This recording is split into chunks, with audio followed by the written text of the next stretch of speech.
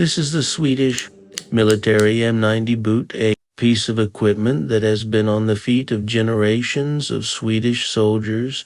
Its story begins in the 1980s, when Sweden was modernizing the personal equipment of its armed forces. The old boots were expensive to manufacture, and new materials offered the possibility of making something lighter, more comfortable, and easier to produce. The result was the M90 boot system.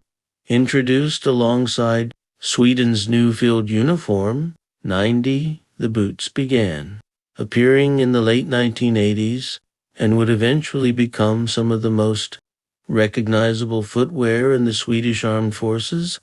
The construction was relatively simple: a tough, specially treated leather upper combined with a shock-absorbing polyurethane sole. Different versions were produced, including the standard marching boot, a winter boot, and safety versions with steel toe caps.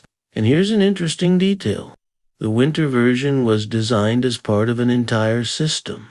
The boot, socks, and insoles were intended to work together, something that was particularly important in the Swedish climate. Some versions even had soles designed to work with traditional military ski bindings.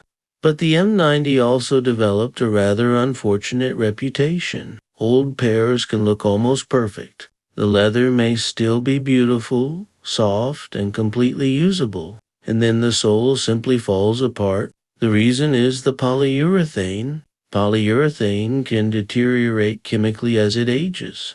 Even while a boot is sitting unused in storage, the Swedish Armed Forces have acknowledged problems with M90 soles separating, and according to military officials, the original idea was that the boots would be used during a soldier's training, stored for no more than about 8 years, and then replaced. That creates a strange situation today. There are M90 boots that have spent decades in military storage. Some have barely been worn. Their leather uppers can survive remarkably well, while the original soles crumble in your hands. The M90 wasn't perfect either. In the early 2000s, Sweden's Defense Research Agency investigated problems with foot injuries, particularly among ranger units, after the introduction of the boot, yet the basic design survived for decades. In fact, when the Swedish Armed Forces introduced the interim Kanga 24 boot in 2024, it was still based on the same technical specification as the M90, but with an improved outcome.